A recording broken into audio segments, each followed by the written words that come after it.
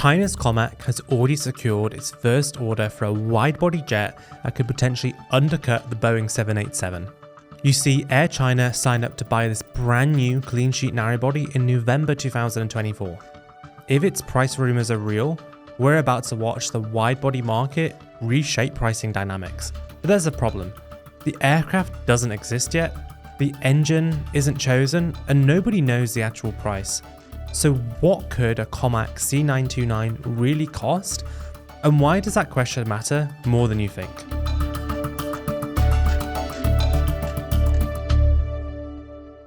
We first need to rewind a little bit. The C929 wasn't always a solo Chinese project. It started as the CR929, a 50-50 joint venture between China's COMAC and Russia's United Aircraft Corporation, or the UAC. The plan was elegant.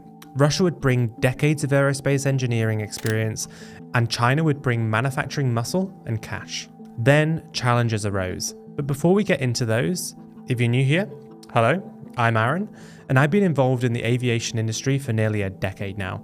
Back in 2018, I founded Simple Flying, which went on to become one of the world's largest aviation news platforms. I ran it with an incredible team for over 3 years before it was acquired in 2021. These days, I'm sharing that same passion, but here on YouTube. So if you're enjoying the video so far, it would really mean a lot if you subscribe to this channel. Now, let's get back to the challenges. By 2020, the partners couldn't agree on work share, intellectual property rights, or where real control would sit. Russia wanted licensing deals. China wanted a genuine co-development partnership. But then, when Russia invaded Ukraine in 2022, Western sanctions killed any hope of using European or American components in a Russian-partnered program. So, by June 2023, Russia was out. United Aircraft Corporation's CEO later confirmed the withdrawal, but left the door open to supply parts later. COMAC silently changed the marketing of the aircraft to showcase that it was now independently developed by China, and it was renamed to the C929. And that decision came with a massive price tag. When it was a joint venture, early and conservative estimates put development costs at $7 to $12 billion. Now that COMAC is going solo, costs could really rise. Recent projections put the mandated investments between $13 and $20 billion. This covers detailed design, tooling, infrastructure, prototype construction, and certification. Historical subsidies for COMAC as a whole have been estimated at between 49 and 72 billion as well. But here's a critical distinction. Development cost does not really translate into unit price. That $20 billion gets split between hundreds of aircraft over decades. What matters to airlines is the per plane cost at the end of the day. And that number is where things get interesting, because the actual price depends on factors that people never even consider. To start, the C929 targets the middle of the wide-body market. COMAC did announce baseline specs in March 2024. This aircraft will seat between 280 and 400 passengers, depending on configuration. And the range hits 12,000 kilometers, which is around 6,400 nautical miles. Think Beijing to New York and London to Singapore, but just barely. COMAC is pushing hard on composites and advanced materials to compete on fuel efficiency. And that's critical. You can't sell a wide body in 2027 or 2029 without proving it burns less fuel than what's already flying. But there's a problem that could jeopardize timelines, and I mean really jeopardize them. One word: engines. The C929 still doesn't have a finalized power plant.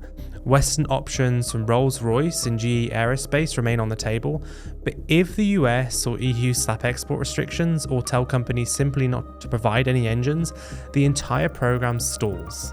This is why China is developing its own indigenous wide-body engine, the CJ2000, based on the CJ1000A that's been developed for the C919 narrowbody. But that engine isn't certified yet, neither is the CJ1000A. Russia's engine, the PD-35, was originally part of the plan, but it got delayed to at least 2029. When the C929 finally flies, it's unclear what's hanging under those wings, and that uncertainty directly affects cost and certification timelines. No engine decision means no firm pricing, which brings us to the price estimates that are floating around. Beyond specs, a timeline determines everything. COMAC said it is still in the detailed design phase as of late 2023. They announced in March 2024 that they aim to deliver the first fuselage section by September 2027. That's a physical structure, however, not a flying plane. Aviation journalists and analysts are more skeptical. As of mid-2025, industry observers believe a prototype won't be flying until 2029 at the earliest.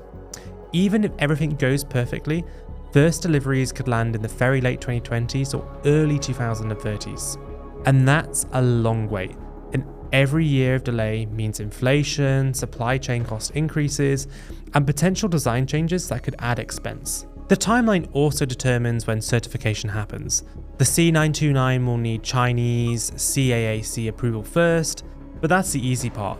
Then comes the real test, EASA in Europe and the FAA in the United States. You need to remember COMAC's C919 narrowbody still doesn't have Western certification, several years after entering service in China. The C929 will face the same scrutiny. Certification costs get baked into the price. Every test flight, every compliance document, every engineering change to meet foreign airworthiness standards costs money. If Western regulators impose extra requirements, development expenses will increase, which makes the actual price tag even more critical to understand. But getting a real number is harder than you'd think. So, what is the actual price? Well, COMAC hasn't released official prices, but context matters here. A brand new Airbus A330-900neo has a list price of around $300 million in 2018. List prices for aircraft are mostly fiction. Nobody pays them. Heavy negotiations are standard. The Boeing 787-9's list price was $281.6 million in 2018, whilst the A350-900s was around $317 million. To undercut competition, COMAC would have to offer list prices below $250 million, if that's even possible. The only recent pricing signal we have from COMAC is the C919 narrowbody. That aircraft's list price has been reported to be around $99 to $108 million in recent years for Chinese airlines, though actual transactions would often include discounts, as I mentioned before, which does put it slightly lower than the list price of an A320neo, for example, which has a list price of $110 million. So I do think we need to apply a similar logic to the C929 and expect prices will fall below the 787, A350, A330neo, and planes of a similar kind of market. And obviously with negotiations, it very much depends on volume, financing, and also government subsidies. But real costs to airlines remain uncertain without firm data. You need to think every hour spent jumping through regulatory hoops costs money. If the EASA or the FAA certification drags on for years, those costs do get passed along. If the C929 faces delays, early customers might see price premiums to cover extended certification expenses. Then supply chain decisions really do matter enormously. If COMAC does use Western engines, avionics, and landing gear, they're exposed to export controls and tariff risks. US-China trade tensions could make those components even more expensive or even unavailable. But if they go fully domestic, they might sacrifice efficiency and reliability, making the aircraft harder to sell internationally. Another thing is that production scale is everything. Boeing and Airbus can spread fixed costs across hundreds of aircraft per year. COMAC has delivered 5 or 6 C919s so far in 2025 at the time of writing this script and recording it. If the C929 launches with kind of similar low rates, each aircraft carries a higher share of costs, potentially pushing prices up until volume scales. Then there's the subsidy question. COMAC has reportedly invested up to $72 billion in co-op up until 2020, with ongoing support. If Beijing decides that the C929 is strategically critical, it can subsidize prices below costs indefinitely. That's not a business decision, it's very much an industrial policy for a nation.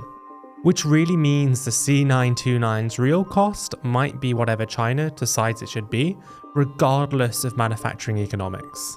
The thing is though, airlines don't buy aircraft in a vacuum, they do compare options. But the price isn't the only factor. Boeing 787-9 has more range and better efficiency, so it can justify a higher price. On shorter routes where that performance doesn't really matter, the C929 could become really viable. Leasing companies are also a key factor. Aircraft lessors like AerCap, SMBC dominate the widebody market. If they start buying C929s, that legitimizes the aircraft globally. Lessors care about residual values and long-term maintenance costs. If they're confident the C929 will hold value and COMAC will support it for decades, they'll order it. If not, the C929 stays stuck in China. There is also the strategic angle. China's domestic market is enormous. According to Boeing's commercial market outlook, by 2044, China will need 9,000 new aircraft deliveries for growth and replacement of older aircraft. Out of that, 1,550 are wide bodies. The C929 would have a limited domestic market, but it would make exports crucial for economies of scale. At the end of the day, profitability becomes less urgent when the government views this as industrial policy and not just business, which means Airbus and Boeing simply can't ignore this. Even if the C929 never sells outside of China, it locks them out of a massive market, reshaping the competitive landscape. Another thing to consider is not just the unit price, it's the lifetime operating costs. They really matter too. Airlines don't just care what they pay upfront, they care about fuel burn, maintenance intervals, parts availability, and training costs over 20 to 30 years. Boeing and Airbus have massive global service networks. They've been supporting widebody fleets for decades. Parts are available everywhere. Mechanics are trained everywhere. If something breaks in Nairobi or Santiago, you can get it fixed. COMAC doesn't have that infrastructure yet. They're building it, but it really takes time. If you're an airline in Southeast Asia or Latin America, buying a C929 means betting that COMAC will develop a support network in your region before your first kind of major maintenance event. That's a risk, and all risks cost money. Fuel efficiency is another question mark. The C929 promises to use advanced materials and design, but until it's actually flying revenue routes, nobody really knows how it will compare. If it burns, let's say 5% more fuel than a 787 on the same route, that wipes out any upfront price advantage within a few years. Then there's the resale value. When you buy a 787 or an A330neo, you know there's a really deep secondary market. Plenty of airlines will want to buy that aircraft used in 10 or 15 years from now.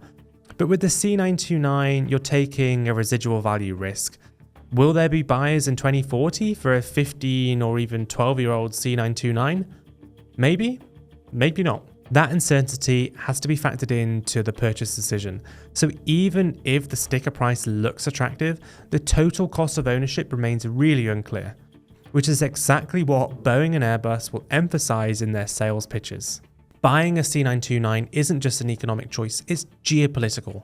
If you're an airline in a country with close ties to China, the C929 becomes attractive. China can bundle aircraft sales with infrastructure financing, trade deals, and diplomatic support. An airline might get favorable loans to buy C929s as part of a broader bilateral relationship. If you're in a country with tense relations with China, buying COMAC aircraft could bring political heat. Stakeholders in the US have already raised concerns when Ryanair's CEO casually mentioned that he might consider COMAC planes if Boeing's prices rose due to tariffs. Then there's a supply chain weapon. If a large portion of your fleet is Chinese made and US-Chinese relations deteriorate further, you could face parts embargoes, maintenance restrictions, or political pressure to ground those aircraft. That risk alone might keep Western and neutral carriers away from COMAC for years. Airbus and Boeing might also lobby for tougher certification standards. If Western regulators slow walk C929 approvals, that buys time for both Airbus and Boeing to refresh their own products or develop next generation aircraft that leapfrog the C929 technically and entirely. You have to remember, when Bombardier launched a C-Series, Boeing lobbied for tariffs and trade penalties. Airbus eventually swooped in and took over the program, rebranding it as the A220. If the C929 gains traction, do not be surprised if Boeing and Airbus try similar tactics, either through regulatory pressure or strategic partnerships. But here's the key challenge for Boeing and Airbus. If China subsidizes COMAC heavily enough, traditional competitive responses will not work. You cannot outprice a government willing to lose money for massive gain, which means the real battle isn't economic, it's regulatory and it's political. So what does a C929 actually cost? Well, nobody really knows. Whatever the public figure will be, it will most certainly be lower in reality.